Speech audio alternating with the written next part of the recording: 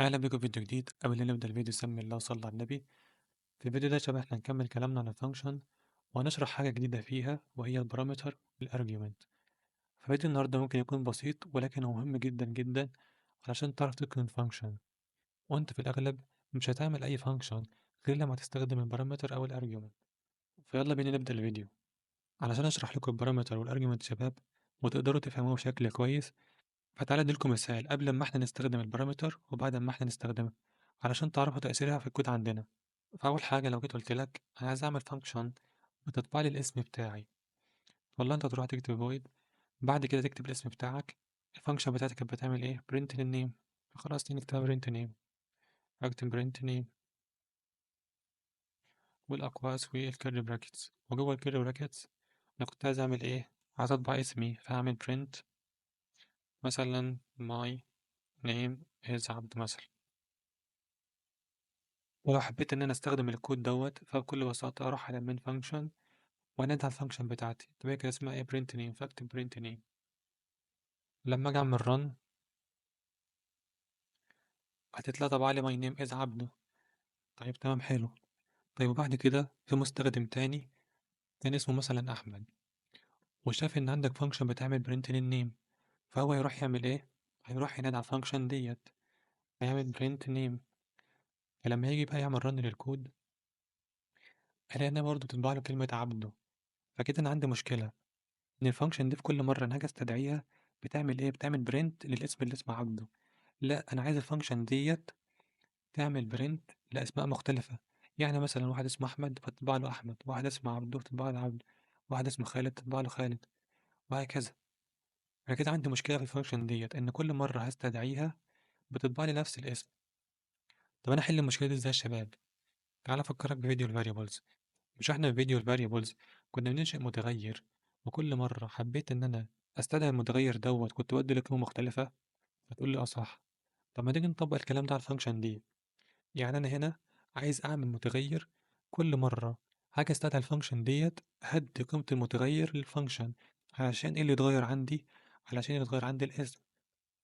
طب أنا أعمل كده إزاي؟ هل مثلا هنا، هل هاجي هنا مثلا أنشئ متغير أسميه مثلا نيم وأحط قيمة النيم هنا؟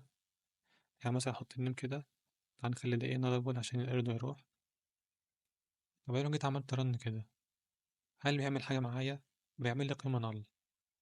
طب ليه يعمل لي قيمة نل؟ لأن المتغير دلوقتي فاضي مش بيعمل حاجة، وغير كده كمان ما عنديش برضه الإمكانية إن أنا لما أستدعي الفانكشن أحط قيمة المتغير هنا. طب أنا أعمل كده إزاي؟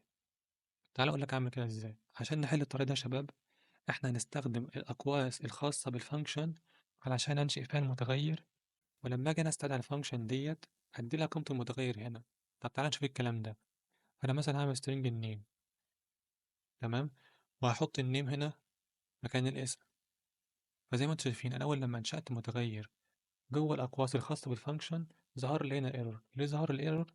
لأن أنا خلاص كل ما هاجي أستدعي فانكشن لازم أدي قيمة المتغير دوت. تعالى كده في الفانكشن ديت هتلاقي بيقول لك إن هي فانكشن بتستقبل مني قيمة متغير من نوع string. فكده حلو أوي، فأنا كده أقدر لما أنا هستدعي الفانكشن أدي لها القيمة بتاعة المتغير الموجود هنا. طب تعالى نعمل الكلام ده. يعني مثلا أنا عايز أعمل عبده، هكتب كلمة عبد، وهنا هعمل مثلا أحمد. ولما أجي أعمل run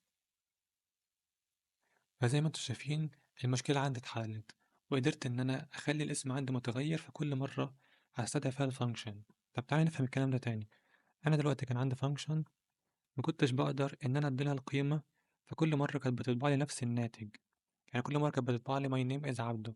فأنا احتجت إن أنا أخلي الاسم بتاعي يكون متغير علشان يتناسب مع كل يوزر جديد هيستخدم الفانكشن دي. فأنا أنشأت متغير في الأقواس، وكل مرة بقى المستخدم لما يجي يستدعي الفانكشن ديت هيديلها قيمة مين؟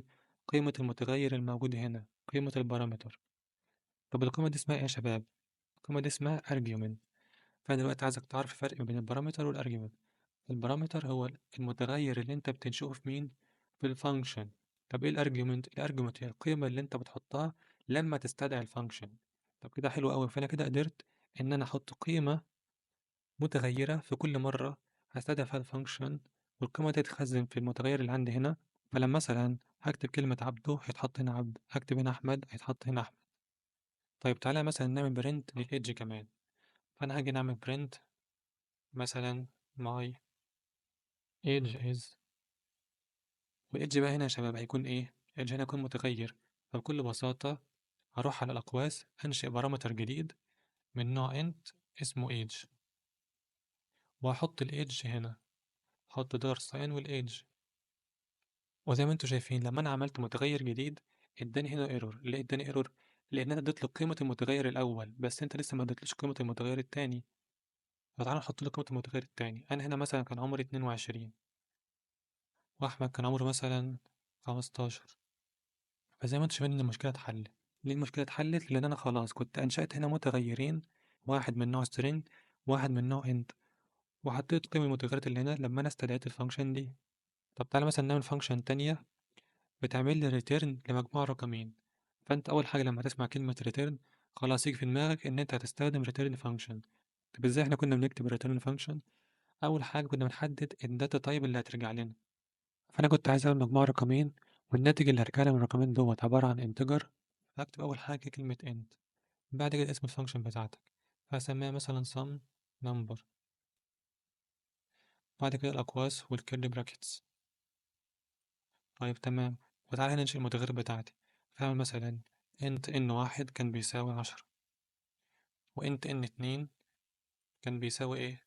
20 مثلا، والريزولت كان بيساوي مجموع الرقمين. فاعمل هنا int الريزولت هيساوي n1 زائد n2، وهعمل هنا return الريزولت بتاعي، هكتب return الريزولت.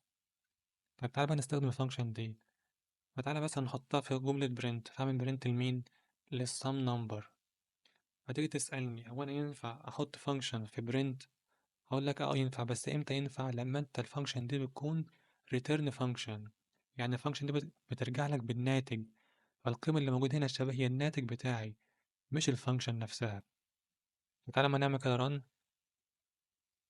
هتطلع طبعت لك 30. تعالى بقى نخلي كل ما هاجي استدعي الفانكشن ديت اديلها الرقمين بتوعي علشان يكونوا متغيرين عندي، عشان مش من الطبيعي كل مرة تطبع لي كام؟ تطبع لي 30. لا أنا عايز مثلا أجمع 1 و2، 4 و5 وكده يعني. فكل اللي أنا هعمله هنشئ متغيرين في الأقواس. هنا هنشئ 2 بارامتر، فمثلا int number 1 int number 2، وهحط ايه بدل ال10 ديت القيمة اللي اليوزر هيدخلها. فهحط number 1 و number 2. فأنا هنا بقى يا شباب محتاج ايه؟ محتاج إن أنا أحط القيم بتاعتي. فأقول مثلا 5 و5. فلما أجي أعمل run هتلاقي طبع لي 10. طب تعالى نكرر الأمر ده تاني. فأروح أعمل برنت من للسم نمبر. فأنا محتاج أديلها الرقمين بتوعها. فهجمع مثلا 1 و2 مثلا، أحط سيمي كولون. تعالى نعمل ران. فزي ما انتوا شايفين طبعا طلعت. واللي لسه مش فاهم فيكم موضوع البارامتر وازاي احنا قدرنا ان احنا نحط قيمة للفانكشن دي اثناء استدعائها، فده امر طبيعي. احنا لسه في البداية ولسه هنتعلم، فعادي يكون عندك حاجات مش واضحة. بس انا اللي عايزك تعمله ان انت تراجع الفيديو تاني وتطبق مع نفسك، وان شاء الله الامور تكون واضحة معاك. فبس يا شباب ده كان فيديو النهاردة. فيديو النهاردة احنا عرفنا الفرق ما بين الارجيومنت والبارامتر، وقلنا ان البارامتر هي المتغيرات اللي احنا بننشئها في مين؟ في الفانكشن نفسها. يبقى احنا لما ننشئ متغيرات في فانكشن بنقول عليها بارامتر. ولما احنا بقى بنستدعي الفانكشن دي وندي لها قيمة، فالقيم اللي احنا بنديها للفانكشن اثناء استدعائها اسمها ايه؟ اسمها argument. وعرفنا ازاي نخلي الفانكشن بتاعتنا تتناسب مع اكتر من يوزر، عشان مش من الطبيعي ان الفانكشن كل ما اجي استدعيها تعمل لي نفس الامر. لا انا عايز مثلا يوزر واحد يعمل حاجة معينة واليوزر التاني يعمل حاجة مختلفة عن يوزر واحد. فانا عملت الموضوع دوت عن طريق ان انا عملت متغيرات كبارامتر واديت قيم للمتغيرات دي كايه كارجيومنت. بس كده ده كان فيديو النهارده. اتمنى كنت استفدت منه. مع السلامة.